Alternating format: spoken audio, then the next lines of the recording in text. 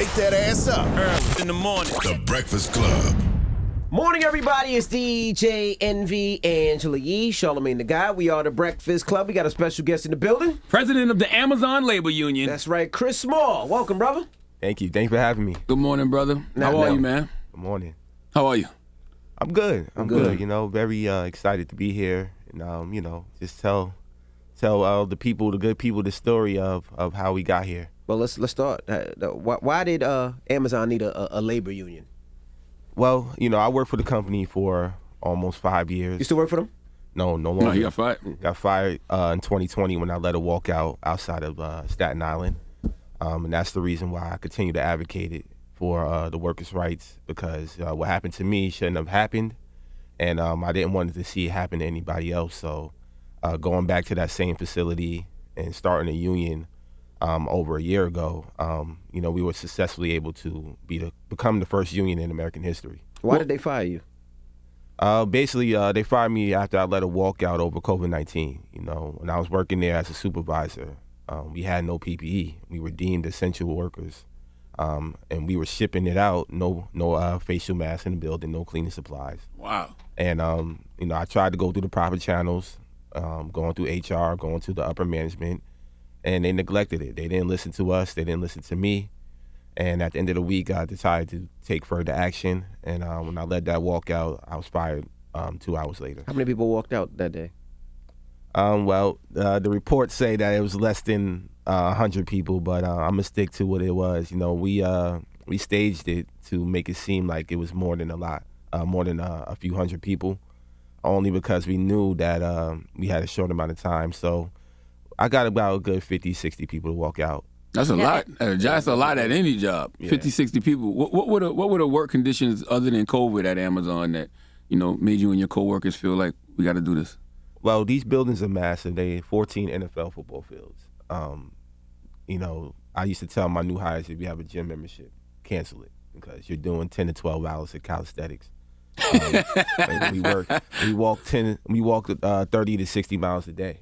Wow. We only get a 30 to 45-minute lunch. You're working 10 to 12 hours a day, and you're on productivity the moment you clock in. So, you know, you have to prepare yourself physically and mentally to work there. Amazon didn't take this seriously at first, right? And I saw they sent out an email that got leaked where Amazon chief counsel said you were not smart nor articulate. So what were your thoughts when you heard that? Well, it was definitely disheartening, because Jeff Bezos, who at the time was the richest man in the world, he signed off on that. And at that time, he was making $13 billion a day, $9 million an hour, and almost $4,500 a second. And not getting taxed for it. Right. No taxes. No taxes. And to try to smear somebody like me who's making, you know, less than $40,000 a year, just for trying to speak up and protect, you know, the workers, was definitely disheartening. And obviously it motivated me to continue fighting and advocating for workers. And you know, you did get fired for your activism. How did you prove it was retaliation for the walkout? Did you ever prove it? Well, actually, as of yesterday, my case was dismissed. So, you know, there's no justice for me, you know. So by proving it was just telling the truth. You know, I think people, you know, gravitated to my story just by me telling the truth. You know, I was a worker there that invested my blood, sweat, and tears into the company, trying to move up, and I never got the opportunity. And it's because of the system that they have there. And when I got fired, I realized that, you know, I was trying to give my all to a company that didn't really care about me. And I think a lot of people realize that Amazon, you know, they reaps the benefits of our communities, but they don't really uplift the black and brown workers that work there. How did you feel after you got fired, like when you got the news? I definitely, you know, I went into a little bit of a funk. You know, it was the middle of a pandemic. I just lost my main source of income, my health insurance. You know, I have children. So I lost everything. So at that, of course, in that moment, I felt like, you know, my life is over in a sense. But then I got a call from Reverend Jesse Jackson, and that really like motivated me when he called me, because I didn't even know I still don't know how he got my number to this day. He just called me, and he pretty much gave me like a motivational speech to keep going. Now, I saw in the New York Times that you managed to raise $120,000 at the time to make sure that people could protest, could be outside, could eat and everything. But they said that Amazon spent $4.3 million, and that was on anti-union consultants. That's insane. Yeah. Yeah, they pay these union persuaders or union busters somewhere between $3,000 to $10,000 a day to try to walk around the warehouses, stopping us from forming a union. So over the course of the year, that's how much money they pay somebody spend. just to walk around the buildings, just to make sure you guys are not having conversations or rallying the troops? Yeah, pretty That's much. crazy. Pretty much, yeah. Any conversation around labor, union, that's what their job is, to bust it up. We call them union busters. So that union does still exist in that facility? Absolutely, we won. We won Okay. on April 1st. We represent the 8,300 workers there in Staten Island. How did you know how to create a union and to start a labor union? Like, Google. What was the process of that?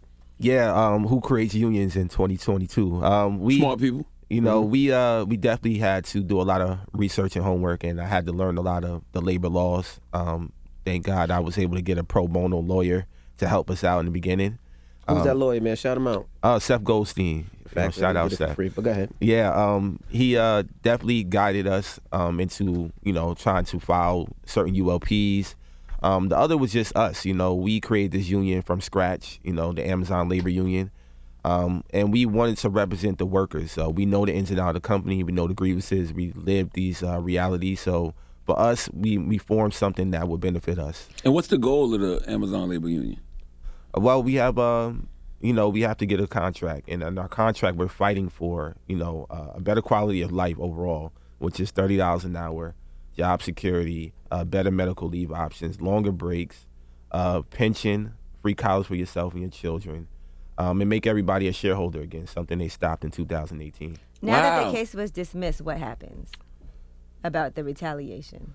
Well, I have a chance to appeal, which I have to talk to my lawyers about, and we probably will do that. But in the meantime, for me, my justice is pretty much just fighting with the union.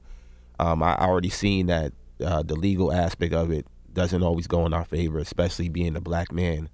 You can forget about it, So I'm just trying to organize until I see that some systemically will be changed. I wonder why they changed, why they stopped letting people be shareholders. To save the company money. I used to bring home almost 3 shares a year. So they stopped that in 2018 when they gave everybody the minimum wage of $15.50. Wow. You still have your shares? No, of course not. They just took them away. I had to, I had to use them when I lost my job. Got you. I was going to ask, being the president of the Amazon Labor Union, does that pay better than what you did when you were working there? I'm unemployed. I don't get paid. So you don't get paid for being the president of the Not right You still now. got to put your time and effort and energy, and you're going back and forth, and you're meeting with lawyers. So I as have of to right, get a contract. Once we get a contract, that's when we're able to collect union dues. Right now, we're not collecting union dues, so we can't pay our salaries. Has this been a catalyst for other facilities to also unionize? Absolutely. Ever since we won, we've been contacted by every building in the country already. And, that list grows every day, even overseas, from South Africa to India, Australia, Canada, South America. They all reached out to us. They're all watching us, and they're rooting for us. So it's amazing to see. People are calling this a David versus Goliath type of story. When did you realize the impact this would have just nationally? Pretty much from the beginning. I realized over a year ago when we first started that we wasn't getting the attention that we needed, but I know that we had something that was working because for us, we were signing up workers every day, and we were successfully able to sign up over 4,000 workers, and I knew that we had something special for a brand new union that has no established backing and no resources to connect with those people the way we did. I knew that it was going to be big once we got to the election, and it was. my barber put me onto you a couple of weeks ago, and he was very impressed and very proud of you. And the reason was, he was like, because Chris doesn't change for nobody. It was like, I'm sure they tried to fight you and say, we want you to put on a suit, we want you to do this, but he was like, he doesn't fall. He stands on his own. How difficult was it? Because I'm sure people wanted you to change you and to look this way, or to wear a suit, or to talk like that, or to take the fronts out. So how difficult was it for you, and how much feedback? Well, for those who know me, like since I was, young adult, they know that this is who I am as a person. They know this who I was. Even Amazon knew that. I came to work like this every day, and since 2015. And I told the White House the same thing when I went to the White House. They going to invite me. I'm coming as is. Mm-hmm. And I think that's important to be yourself. Did you meet Joe Biden when you were there? Yeah. Yeah, I met the I president. didn't see this. I'm just curious. Mm-hmm. Yeah, I met the president. I met the vice president. Met the Secretary of Labor. And, also had to school a couple of Republicans. But I saw that in the Senate hearing. But that's what it's about. It's like, people want you to change and fit the status quo. But for me, I'm representing the workers. I'm representing the community that I come from. And I think that's important to be who you are as a person. That's interesting because I did meet you at the NAACP dinner that they had in Detroit. And you definitely had on, it was a nice outfit, but everybody else had on a suit. Right. And somebody told me there were Amazon workers at a table. Right, I don't know if that was true or not, but they were like, "Oh, that table is all Amazon people." When you were getting your award. No, I had only person I had there was my vice president, Derek Palmer. Okay. Yeah. Okay. The rest was my family. How was your experience at the Senate hearings? Oh, it definitely was something that I thought I would never be a part of, but to be there and to represent the workers and to bring my actual union members there to share that experience, it was definitely powerful. And I wasn't, I was there on a mission to make sure that I'm talking about the issues. So to get that opportunity was definitely great. And what were you hoping to get across? Like, what were you hoping to, when you left that situation, what were you hoping to get out of? Well, to, number one, hold Amazon accountable. The government gave Amazon $10 billion. And this is the same company. This is the same Democrats that claim that they stand with workers' rights. That's right. So we can't have that. We can't have them saying that they stand with workers, but then you're giving the company that's, stopping workers from organizing and firing workers and destroying people's lives, billion-dollar bailouts. So, my reason for going there was to advocate for that. And also make a demand that the company needs to recognize our union as well. They bailed out Jeff Bezos' space firm. A $10 billion bailout for Jeff Bezos' space firm. Right, for somebody that don't pay taxes and for his Amazon stuff. He got it. He's the richest man in the world. He got it. Right. I was gonna ask, did Jeff Bezos or Amazon ever try to, when it was getting too loud, did they ever just say, you know what? Can we just cut you a check to shut up? Or can we just cut you a check to walk away? Did they ever try that with you? They did offer a settlement a couple weeks ago, but it was disrespectful. So even the settlement was disrespectful. Right. It was something that I would never, even if they did, I wouldn't even take the money because it's not even about the money to me. What was it? Can you say? You don't want to say? No, I can't say it, but okay. I just say that it wasn't even enough for me to even come to the table. Didn't they get you? They got you arrested, right? You and a couple other organizers. They got you arrested for trespassing. Yeah. I was delivering food to the workers, something I'd done every day throughout our campaign, and that day they chose to escalate things, and I was arrested. Wow. Outside the building, you were delivering? Yeah. Wow. Yeah. For people listening, if they're in a situation where they're like, okay, we need to form a union, what are the steps to do something like that you would tell them? So you need, to get started, you need 30% of your workforce. So depending on where you work at, for example, if you work at like Starbucks, another place that's been unionizing a lot, if they have 10 workers there, they need 30% to form or file a petition. Once you file that petition, you need 50% to vote yes, and then you can pretty much bargain for your unit. Really simple, but a lot of people don't know that. Okay. Mm-hmm. On the outside or just another business, when you finish with this, you really should think about doing a course on how to do it, because a lot of times we just don't know how. Yeah. And teaching other brothers and other sisters how to do it can benefit them a lot with their journey and their career and their life and their families. Because it's great, because it's when you see something like this, you be like, gosh, like the amount of homework, the amount of learning, the amount of stuff that you had to do to understand and learn all this is pretty damn amazing, man. Thank you. Yeah, I intend to. That's what we plan on doing. With this national call that we have. Now that every building reached out to us, we want to teach everybody how to get started. Even write a book, bro. Yeah. What other ways have they targeted you? We already know they got you arrested, but what else have they done? Of course they tried to demonize my character. They saying that the union dues is gonna go towards my Lamborghini. But they don't know me. I'm more of a BMW guy. But There you go.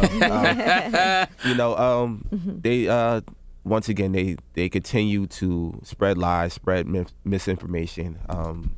They got the buildings plastered with anti-union propaganda. Sheesh. They use the police, the NYPD, to intimidate. Every time I'll go to the property to visit somebody, they threaten to call them on me. So they still do the same things, and for us, we just have to counter that. Why do you think your specific Amazon facility was successful in creating this union, but when other people try it, it's not as successful? Once again, this is a worker-led movement. So, us being the workers that actually generate the revenue and knowing the ins and outs of the company, no other established union has that. They would have to learn how to talk the language of an Amazon worker. They had to learn the issues of the warehouses. My experience for 5 years, my lead organizers, they also been there for several years. That all played a factor into the influence that we had on our coworkers. Of course, me being fired and being in the media for the last 2 years, my presence on the ground over there was very important. And I think workers just resonate to that. I wrote a letter to the workers back in, right before we filed. And that letter was read by at least 6,000 of the workers there. So it really showed, how I am as a human being, who I was as a person. And, Amazon couldn't really counter that. How has this affected you both financially and mentally? You do have children to support, and like you said, you've been unemployed. Well, the supporting cast that I have, my family, my union members, they know what I'm going through. So they know in order for us to be successful that, my well-being, my mental health have to be up to par. So for them, whatever needs that I have, I can always go to them. And I hate doing it, but I know that, of course, I gotta keep myself well, to continue fighting. So they know the same thing, and that's why we're more like a family than a union. My of course, my real family, my mom and my brother, who you met in Detroit as well. They also are the real reason why I'm able to get up every day and fight, because they push me. They know that this is important. They had the Senate hearings to examine whether Amazon and other companies should be barred from receiving federal contracts if they engage in anti-union activities. The reason I agree with that is because how can any corporation not be for the worker? And how could you be against anything that is for the worker? Yeah, I know. That's what this issue is about, the exploitation of workers. If we don't stop this system, then you're going to see what we've been seeing. Companies like Amazon, Walmart, Target, they're reaping the benefits of our labor. In the middle of the pandemic, they made $88 billion. Meanwhile, I know coworkers who lost their lives who they didn't even cover their funeral costs. Wow. That I had to raise money for. Wow. So these things really Wow. exist, and these are the stories that customers don't hear about. So that's the real reason why I want to continue to tell my story, and not just my story, but everybody else around me, because the things that people don't hear, they would never know unless we tell them. So, this is what, this whole movement is about. Let me ask you this. What's the benefit of working at Amazon? Well, everybody knows it's a job. They do provide jobs, but the thing is the company doesn't provide jobs that are retainable. They hire and fire all the time, and that's not a good thing. If a company is hiring and firing all the time, that means that there's an issue there. But the benefit of working there, of course, they do pay better than their competitors. That's what they always say, and that's true. I work for their competitors as well, and I know that Amazon pays the best out of all of them, but it's still not sustainable for the cost of living, especially in New York. How can people from the outside help? Just definitely support us online. We do have a crowdfunding GoFundMe up there as well. We do have opportunities to volunteer whenever we're campaigning. We're not campaigning right now, but in the future, we definitely encourage everybody in the New York area to show up to our demonstrations. Phone bank with us, to talk to our coworkers, to get them on board with the union. What do you think the biggest thing corporations could be offering employees other than money? Well, the right to organize without interference. It's our right to organize a union. If we feel that the job it's not safe or the benefits are not sustainable, then we should have the right to organize a union or organize any type of workplace committee without interference. You know, these corporations spend millions of dollars trying to stop us when we're just workers, you know, on a worker's budget. And, you know, it shouldn't be that way. If I'm not mistaken, did you catch COVID and had to work through it? No, somebody did? No, never. Okay. They tried to say that, but I never.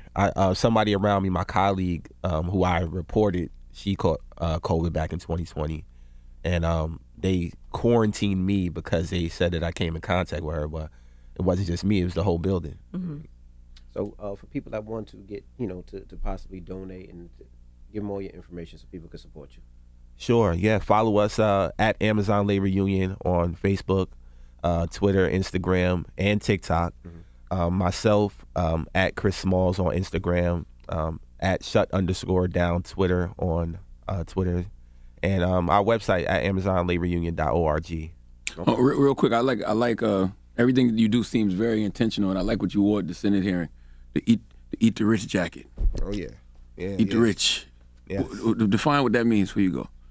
Well, I mean, for a lot of people on the radical left, they like to use this term. So I want to just keep showing people that it's not about eating the rich or nothing like that. It's not violent. It's just more about saying that we're coming to get our fair share.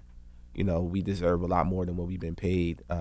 Deemed as essential workers, we deserve to be treated as essential. That means that we're a necessity. So for us, you know, for me, my mission is to go at the rich people, the ones that make the decisions, the billionaires, and let them know that workers are coming for their fair share. Did you tell President Biden that when you got the chance to speak to him? Oh, they didn't play my audio for a reason, because I didn't go in there to just do a photo op. I definitely had some demands that they didn't play, and wow, you know, I knew that was gonna. What was his response? You know, they had to gatekeep a little bit, you know. But Kamala and Secretary Walsh is definitely going to be in contact with me offline about certain things that we're going to do going forward. So I'm hoping that they follow through, because I will hold them accountable. What do you think is a good salary for an Amazon worker? Like, what would you think is a good livable wage? Well, yearly? Yearly, at least 50. Okay. At least 50. You know, Okay. And that's after taxes. You know. So like 100 or 80? No, 70. Well, New York's what, 75, 40%? Well, no. Yeah. only Well, when it depends on how over a much you certain make amount, when yeah, you. Depends Yeah. on how much you make. Yeah. I was going to ask you, you know, when you were at the White House, did you see the person that Joe Biden was trying to shake? When he was trying to shake a hand and there was nobody there, did you see that person at all? When was this? Never mind. All right. It's Chris Small, ladies and gentlemen, the president of the Amazon Labor Union, and we appreciate you. Know, anytime you need to come back, come on back. Yeah, here, pull up, man. Let this be Please. your platform. Let this be your bully Absolutely. pulpit. No, definitely. You know, I appreciate y'all inviting me up here. It's important that the black community, the black and brown community, definitely stand behind this movement, because we make up the majority of the workforce, no matter where we are in the country. And All I right. remember Nina Turner was here and was like, "You got to get him on." So we're Yeah. glad that you Shout came out to through. Nina. Yeah, Marianne too. Marianne Williamson too. She Shout was out to speaking very Marianne. highly of you. Absolutely. I love both of them. All right. Well, it's Chris Small. It's the Breakfast Club. Good morning.